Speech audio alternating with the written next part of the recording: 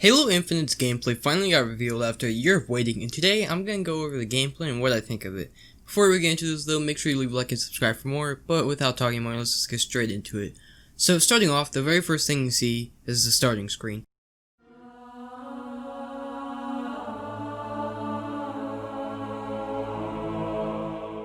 And it looks hot, much better than Halo 5's Bozo screen. And the music, oh my god, the music just sounds like a Halo start screen and not what Halo 4 and Halo 5 has, since that was awful. I mean, just compare Halo 3 and Halo 5 and just tell me which one is better.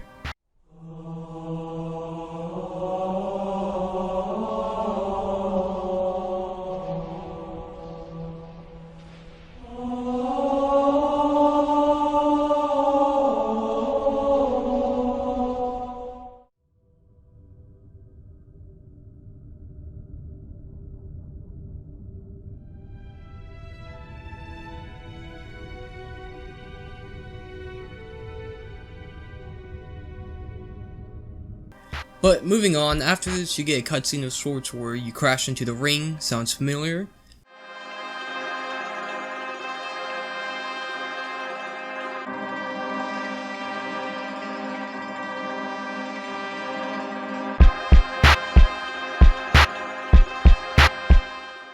But after this we get some words exchanged by the chief and the pilot, which isn't important, and finally the gameplay.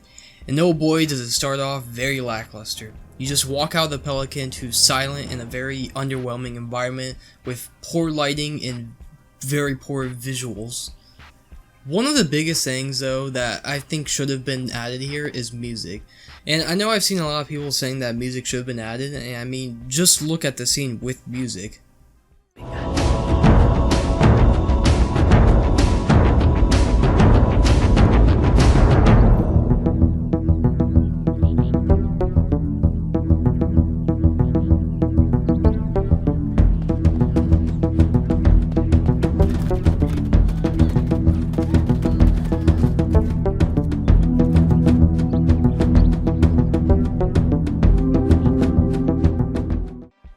You know what though, this could be better. It's only been a couple seconds into the gameplay, so let's just move on afterwards with this. This is where we get the AR and it comes out, and if you look at it, it looks like the Reach AR, which is my personal favorite, so I don't mind this at all. But what I do mind here is the textures on it. I'll just compare some ARs here, but if you look at it, it honestly looks like a glorified Halo CE AR, which isn't a very good look for new gen consoles. Moving on though, we encounter some grunts that have older looks to them and the Halo 5 style, which I like, and you also have the hit marker from Halo 5, which I'm okay with, as it's personally the only thing I found enjoyable from Halo 5 that I liked a lot. Other from this though, the only thing that somewhat bothers me here is the sound of the AR. I feel like it should have more bass and just power to it, but that's just me. After this though, we do get sprint confirmed, which I still don't like sprint in Halo games, but seeing how open this game is, it might be useful. Who knows, we're gonna have to actually play it. But after this, the chief gets into the Warthog and all good until he stops and opens a map. Now this is where I get really annoyed, as Halo should not have a map to it. Some people would like this, which I'm okay with, but I do not. I feel as Halo should be the game of mystery that you have to explore and just get into, and not have a map to just be there and be like a crutch for you. And if you look here, it's clearly supposed to loosely resemble the second mission from Halo 1. And the one thing that made that mission so dope is that you were brought into this new place you've never seen before, and all you could do was just explore it and be amazed by it. Whereas now, you just pull up a map and go to wherever it says. So overall, I don't like the map, and I don't think it should be in this game at all. Immediately after this though, whoever is playing the demo closes the map, and you can see obvious graphic popping, which if you're paying close attention before, you could have seen in the grass, but this is a problem, as you will see it several times through the demo, which is not a good look at all. Moving on, after all this, you get into your first encounter though, where you get to see all the new stuff added into the game, including weapons. This is where you get to see the Halo 2 pistols back, or what looks like the Halo 2 pistol, and to be honest, I don't think anyone said to themselves, yeah, I want the Halo 2 pistol back, so it is what it is, but I think we all would prefer the Magnum. After the pistol though, you get to what looks like the DMR, but fully automatic with just a slow rate of fire. Before we get into this, when you pick up the gun, it doesn't have an image to it, only text, which I know people have already talked about, but I still think it should have been an image, since usually when you're picking up weapons, you're doing it very quickly to just get right back into the action. And with no image, you don't know what you're getting, since usually you look at the gun, like what you're picking up, and you see the image and you're like, oh, okay, this is a needler. And knowing how fast it goes from picking up a gun to going back into shooting, it happens within seconds. So not having the image is a real bummer, as you'll just pick up a gun and not know what it is, since I'm going to be honest, no one's reading the text in that short amount of time, and they probably don't care. So one thing I really think they should add back in is the images with guns. Back to the rifle though, at first it wasn't something I liked, but looking more at it and just watching this rifle over and over, I'm starting to get more used to it, and I'm alright with this. So yeah, I'm cool with the rifle. I think it looks alright.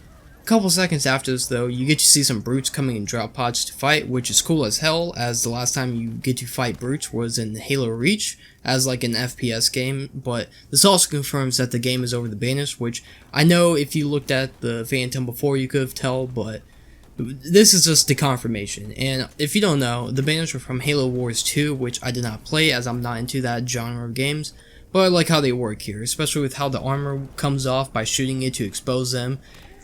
And other from this, you do get to find a bubble shield, or a shield that's basically the bubble shield minus the bubble part, which I would prefer the bubble shield over this, but it is fine with me. So yeah, after this though, the wannabe bubble shield, you get to see the grappling hook. Now personally, I don't like this. One, because I still believe Halo should just be a simple game and not need all of this complexity to it.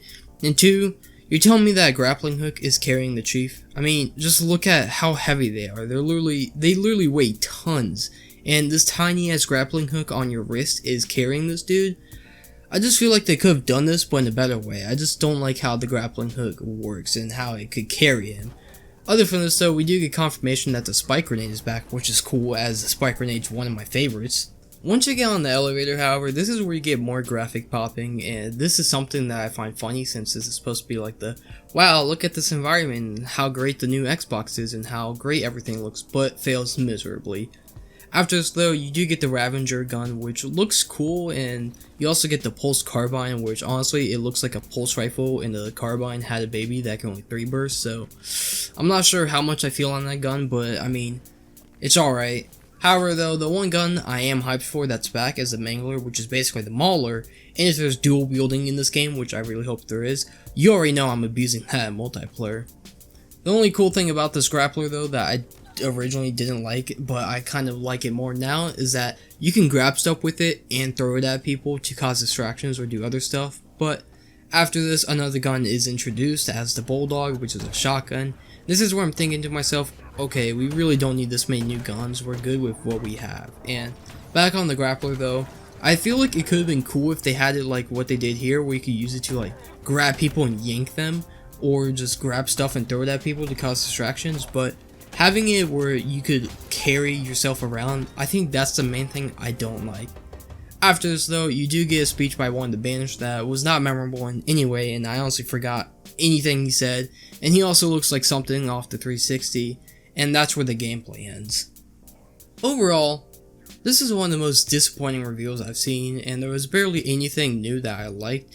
And the game personally looks awful for a new gen console that's supposed to be the launch title, that's supposed to show off why the Xbox is the most powerful console, and it looks like something that could be on the 360 if they really wanted to. And I have heard that this is an early build of the game, which is relieving to hear. The only problem with that is that this game is coming out in less than 6 months, so either the game is going to look like this on launch and be awful, or the team is on massive crunch time getting all of this to be playable and look good, which to be honest, I'm not sure if they could do in the time they have, and knowing crunch time and how that works, and mainly I'm just relying on how Black Ops works here. If they do what they're doing on massive crunch time, it's probably gonna degrade the game even more. But that's all I have for you today, a very worrying game from the first impressions on it, that I hope gets better, but after seeing this, I have lost a lot of hope for. Anyways though, before I leave, make sure you follow me on Twitch as I'm on that affiliate grind, and Twitter for daily bangers, links are in the description below, and until next time, see ya! So this is actually insane that this just came out a day before this video was supposed to come out, to the point where I had to put this in just so I acknowledged it, but 343 Industries came out with a statement over on Twitter saying that Halo Infinite will be delayed until 2021, which to be honest, I didn't see coming at all, since usually with the current state of AAA developers, they don't care if the game's good or bad, they just want to put it out and get their money. A prime example of this is Call of Duty. I mean, when's the last time a Call of Duty came out on launch fully done? I mean, usually it takes them until midway into their life cycle to be fully done, but still, I didn't think they would do this, to be honest. And honestly, this is because that with the virus going around, they can't be as efficient as possible, so I would imagine that's definitely impacting them, as they say in the statement. And just overall, the game honestly wasn't ready to come out for 2020 in the new gen. I feel like they needed more time on it, which I'm okay with. I'm not bummed about it, since honestly I'd rather wait a while to get a really good Halo game that doesn't suck, that's going to be good for the next 6 or so years, than get a mediocre Halo game that I'm going to regret paying for. So I'm okay with this. I know a lot of people are sad, but to be honest, if you think about it, Halos are made every 5 or so years, so I'd rather have a good one fully made on launch that's supported for years than a crappy one that is coming out on launch. That's why with Call of Duty series, at least it's acceptable since they come out every year. But other from this, I do want to acknowledge that I see that they're delaying the game until 2021. It does suck that they're doing this, but I feel like it was the right option to do. So yeah, now that we've acknowledged this, I could take back almost this entire video, since I would assume it's going to be better by 2021 when we get more on this, but I'm still going to upload the video since I put a lot of time into it. So other from that, once again, I hope you enjoyed the video. Make sure you leave a like and subscribe for more. In YouTube, I will see you next time.